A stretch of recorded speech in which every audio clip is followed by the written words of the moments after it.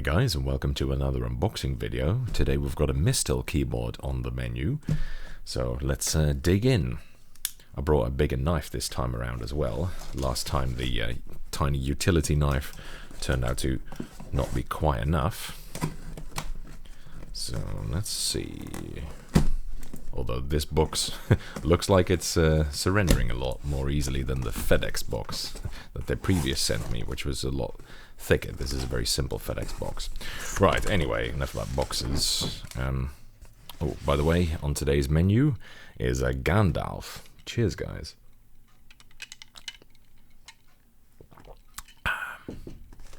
Delicious. Right, let's have a look. Bubble wrap. And there you go, the Mistel Barocco. RGB optional. Let's close that. RGB optional. What the hell does that mean? Okay. VB. I'm not sure what that means. Mistel, dreaming on your fingertips with Cherry MX mechanical switches. I didn't specify, by the way, what type I wanted. Maybe I should have done that. Let's see what else is there. Macro function with a bunch of Tetris blocks in it for some reason. RGB LED option. Oh, that's maybe the optional thing, actually. Double shot PBT keycaps. Very interesting. And a Type-C connector. Right. Let's have a look at that. Actually, what else does it say here? Made in Taiwan. Okay, whatever. So let's have a look at this. There you go. Here it is. Now, just like the ultimate hacking keyboard I reviewed recently, this is a split keyboard, and I told them, you know, I'll just overlook the ergonomics if you don't mind, because I'm just not very good with that, and they were fine with that. So let's have a look.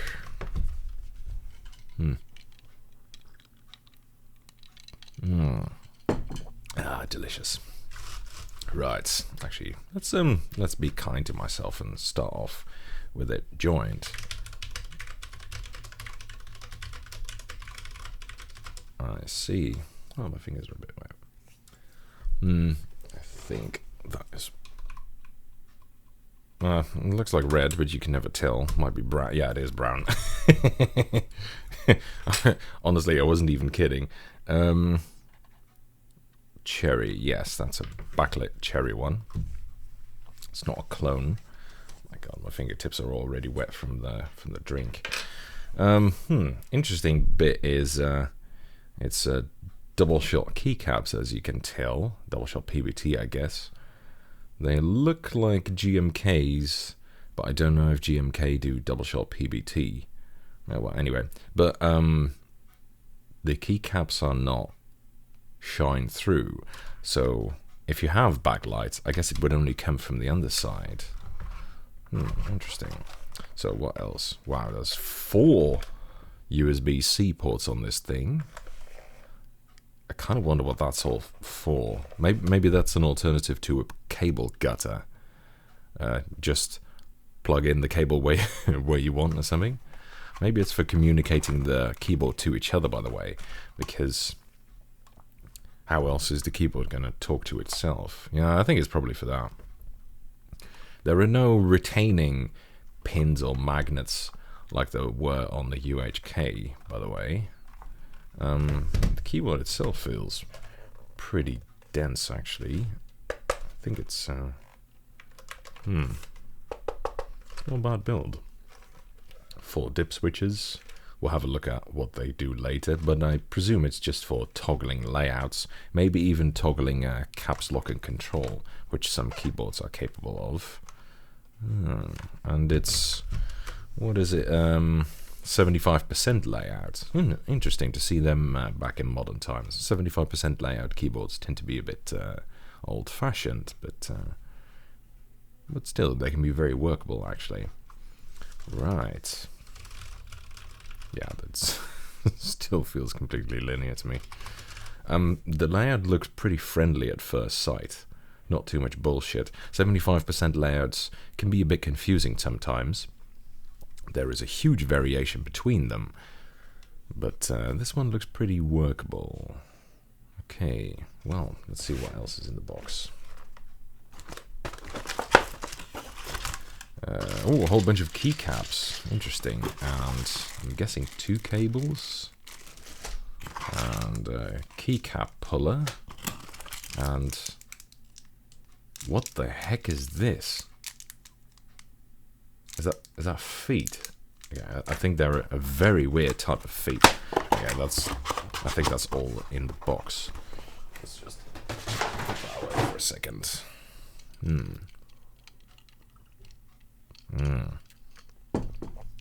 Nice. Right. Keycap puller, always nice. I've got quite a few by now, but it's still always good to have more. They do break over time. Some cables. Yeah, I'm guessing this one is for connecting the keyboard halves. Let's just do that now.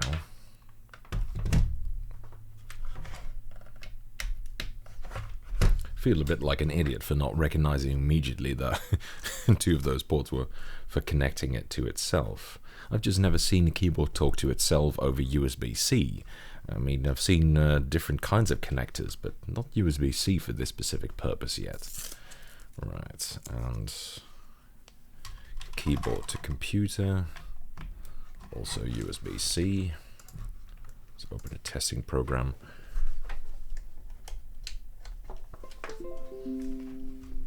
Wow, that was pretty quick. No, it doesn't register yet. Still setting up device. That's fine. Let's see in the meantime, what else do we have? Large shift. Thank you. Why are you still not... Okay. This half is not working. This half is working. That's weird.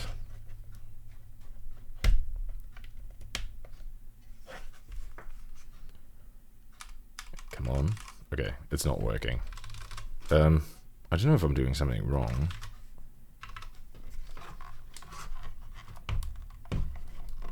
Motherfucker. Yes. No, it's still not working. Okay, I'll have a look at that later. Large shift, maybe that's for this. I think this might allow for some layout customization. Very interesting option for a 75%. That you can do a full-size spacebar. Oh, maybe it's for that. Oh, that's interesting. So you can just use it as a normal 75% then, I guess. What? That's a numpad plus. Okay. Now I'm confused. A numpad plus is maybe... Wow. Is this... How... A numpad enter? Okay, so maybe it's for reprogramming the whole keyboard. Which would be excellent, by the way, because I would definitely transplant these 2 keys. What's this, a PN key? I would definitely transplant these for a numpad enter, because numpad enter is the best enter. And probably a delete key here.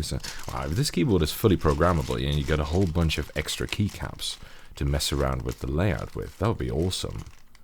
I don't know if there is a separate keypad available for this keyboard, maybe, or something like that. That could be. Maybe that would explain it. Still not doing it, is it? Okay.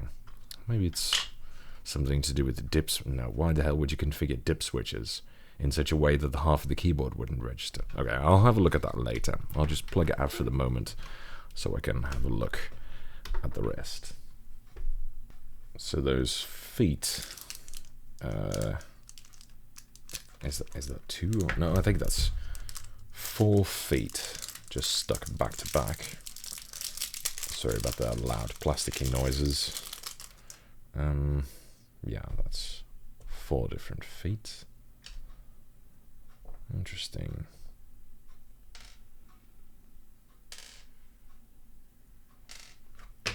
I guess you're supposed to screw them in at whatever position you want, like here or here. Yeah, that's probably for tenting So you can have tinting like this, or tilting this way, or that way, or just plain like this. Interesting. The UHK had something similar as well, but these feet are non-adjustable. They're just, well, big plugs. They look a bit like earbuds. Right, so what does the keyboard say? MD770. Apparently that's the real model name.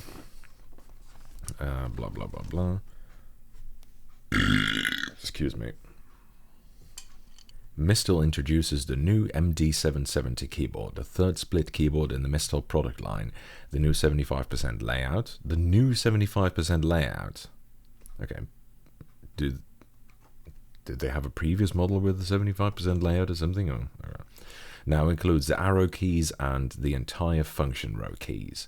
The slim design makes this keyboard very portable and is compatible with Windows and Mac OS. The MD770 is offered in 3 varieties: base model, wired, Bluetooth, and RGB. Okay, so... But this had... I think now I get it.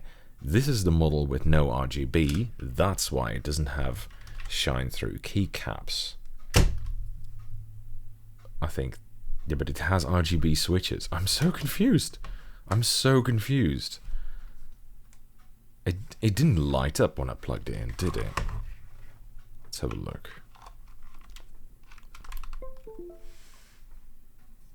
No, I can't see a bleeding thing. No, okay. So it's got RGB switches, but no RGB. Okay, whatever. Interesting. Right. Keycap. Mistel OEM keycaps or Cherry MX compatible. Macro function, yes. Polling rate 1000 Hz. Key switch, Cherry MX or RGB MX switch. So it can come with a non-RGB Cherry MX switch, but this is the non-RGB version, and it does come with RGB MX switches. I'm so confused right now. What the fuck?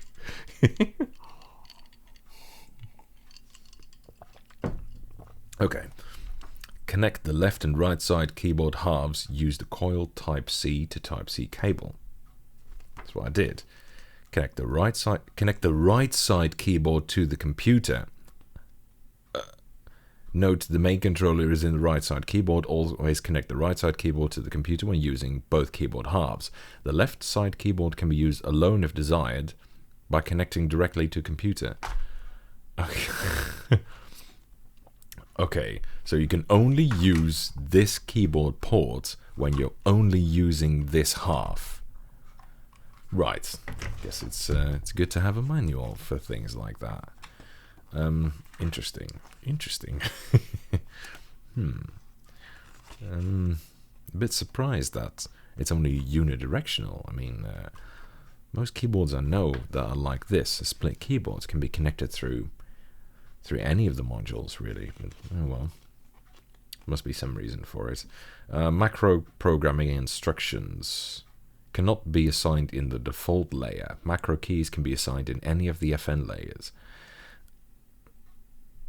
Interesting. I guess it's a space-saving layout, so you don't have that many keys to play around with, so it kind of makes sense to assign it to a layer. But the fact that they don't give you an option for that's interesting. So can you at least reprogram the whole keyboard then if you get a whole bunch of different keycaps? Surely that must be possible. Remapping function. Change any command key to another command key. Okay, choose layer 1, 2, or 3. No, that's still layers. Okay. I can tell this keyboard is going to take a little bit of time to work out. Okay. Right. Anyway, let's see if the keyboard works if I plug it in properly.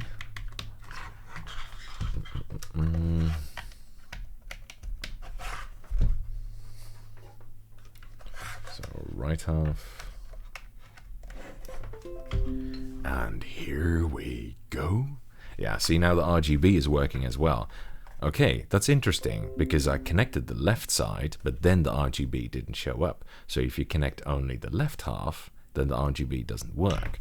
So you can do that, but you lose the RGB. Interesting. It also means that the RGB doesn't shine through the keycaps. Now, personally, I don't think that's really an issue, but it's something to keep in mind because it makes the keyboard usually very difficult to see in the dark, which we can test out.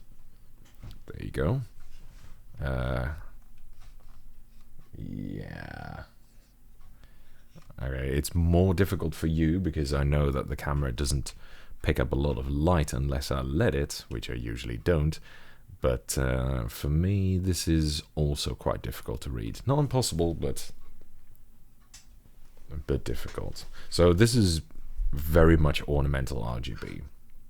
Oh well, we'll have a look at that later in the review when I look at this thing in more detail, and I'll tell some stuff about the RGB as well. Right, interesting. So I think for the rest I'll probably have to delve into the documentation a little bit more because I'm a little bit confused so far, and I don't want to start doing more random shit without being informed. Anyway, I guess that was it for this unboxing video. Hope you enjoyed it, and see you later, guys. Bye bye.